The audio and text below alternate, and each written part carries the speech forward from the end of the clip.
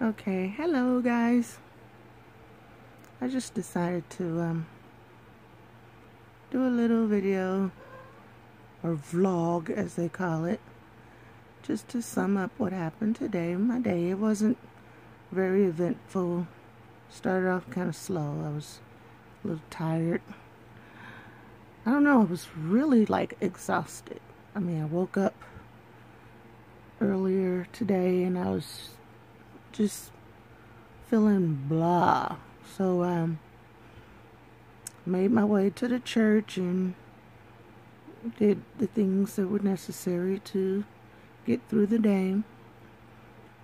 My husband told me to catch Uber home because Lauren drives my car to school every day, and then she had to go to a soccer game.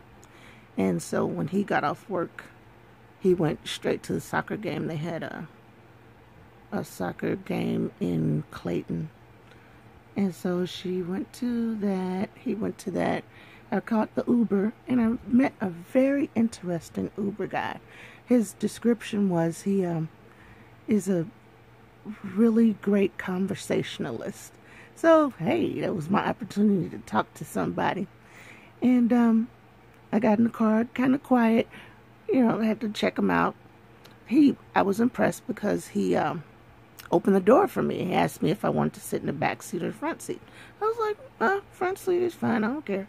So got in the front seat, and I said, okay, I heard you were a great conversationalist, so go. And he started laughing. But we were talking about my philosophy on life. I told him that when I woke up this morning, there was a movie on. It was about 8 o'clock in the morning. There was a movie on called The Knowing. And it was Nicolas Cage. And it was about the end of the world.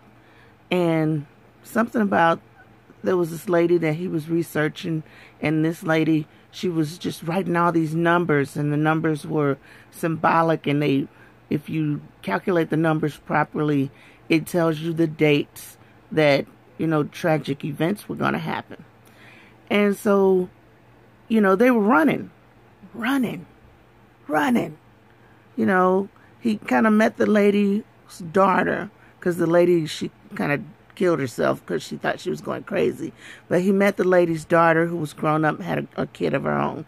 And he was trying to help, you know, like first he was trying to solve the problem, solve whatever he was figuring out. And then once he figured out it was about the end of the world, they just started driving, running. It's the end of the world. So where are you going to go? And it was quite interesting. And it made me, it's like I had to sit up and watch it because it was exactly what I've been saying. If something is about to happen, where are you going to run to? Who are you running from? Where are you going to go? And he actually told the lady, Nicolas Cage told the lady, that it's the end of the world. She was saying, well, we can go to the cave. He said, if the radiation is going to burn up the entire earth, don't you think it would go to the cave? The radiation would get to the cave also. So I was like, duh. So anyway, while she was panicking and running, she got hit by a truck. Her car got hit by a truck, and she was just like, poof, dead. So, you know, she died before even the end of the world. But he decided to chase, because the kids got kidnapped. The kids were kidnapped by these strange little ghostly people that turned out to be aliens. Now, I know it sounds stupid, but it was a movie anyway. So they were trying to gather up children to take to a new world so that they could repopulate the new world. Which, okay, that was kind of, it made sense. So Nicolas Cage was trying to, you know, track down his son. He found his son. He was like a little 6-year-old or something. And he said, Daddy, you can't go. And so Nicolas Cage was like, why? He said, because they only need us. And I was like, oh, he felt so sad. He dropped down to his knees. He hugged his kid, and he had to release his kid. He had to let his child go, because his child had an opportunity. Him and the little girl, they wanted only little boys and little girls so they could grow up and repopulate. So they had an opportunity to live. So after that, he was really heartbroken. He kept driving, and he drove home to his parents, and apparently his ex-wife or something, I'm not certain. Maybe not, maybe his sister. And they embraced. They just put their arms around each other. And whatever was about to happen, I think the radiation, some kind of flare from another planet, it actually did its little explosion or whatever, and it burned up the earth, and it just showed him and his family embracing as it took over, everything. And I was thinking, it took me back to 9/11. And all I could think about after watching the towers fall, now literally in a conference room with employees from all over the building. That's when I worked at May Company. I guess 9/11/01. And then we were in this conference room, and we were holding hands, and we were crying. I remember exactly who I was holding hands with, Terry from May Company. She's one of my good friends. And she's the one who helped me get Benji, one of my favorite doggies. Anyway, rest in peace, Benji. Rest in peace, Muggsy, Poppy, Kobe, all my dogs. The only one I got left is Rusty, and he hates me. But anyway, so we were holding hands, and then I thought, why am I here? I said I'd go. So I told my boss, if today is the end of the world, and I don't know, we didn't know what was going to happen that day, that I need to go get my kids. And at that time, I know Larry Jr. might have been 2, and Lauren would have probably been 1. And that would have made Melissa maybe 8 or 9. It was time to go. So I had to run all over town and get my kids from daycare and school for Melissa.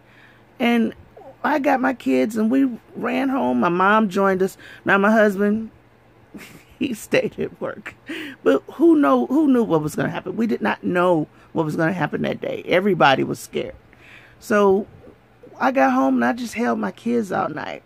And I had nightmares about that for the longest time. But my point is, where are you going to run to? Where are you going to go? The only one who can save you is God. But if this is an opportunity to meet God, why are you, running away from it? And that's what the Uber driver said. People are always running away from death, or afraid of death. But at the end of it all, isn't death what's going to take you to where God is? So, things make you say, I don't know. I'm not going to, like I told the dude, if somebody's chasing after me with a gun, yeah, I'm going to run from that. I'm not Wonder Woman. Ain't no pew, pew, pew, none of that. But if a tornado's coming, I might have a chance if there's something to hide under. But other than that, shoot, if the world is about to blow up, where are you running to? Everybody was running around. Unless you're going to get your family or be with your family, I would probably be like, I don't know. It's just something to think about. It was on my mind. Anyway, when I got home, I just passed right back out. I was so sleepy. I slept all the way until maybe about an hour ago. Got myself something to eat and got back in the bed.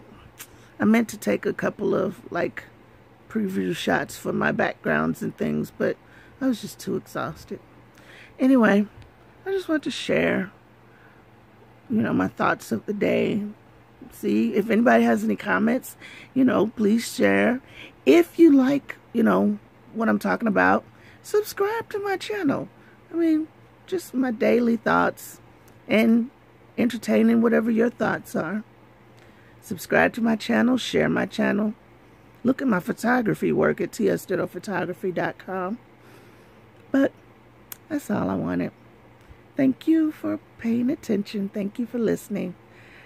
I know what basically the whole point of me even talking about this was, since Melissa passed away, that's kind of my new philosophy on life.